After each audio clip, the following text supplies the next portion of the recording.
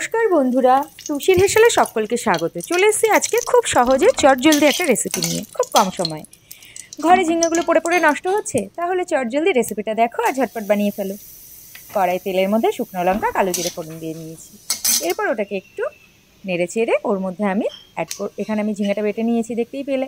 এরপর এর মধ্যে অ্যাড করব রসুন কুচি। রসুন কুচি দিয়ে রসুনটাকে একটু ভালো করে ভেজে নেব। তারপর রসুনটা কিছুটা ভাজা হয়ে গেলে এর মধ্যে আমি অ্যাড করলাম চিড়ে রাখা কাঁচা লঙ্কা।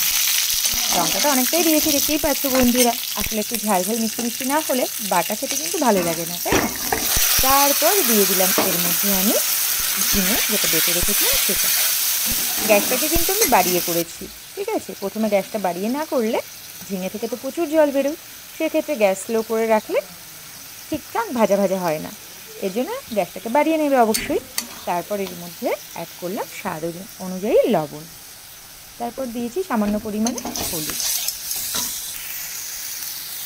তারপর জলটা বেশ কিছুটা শুকিয়ে এসছে, দেখতেই পাচ্ছ বন্ধুরা।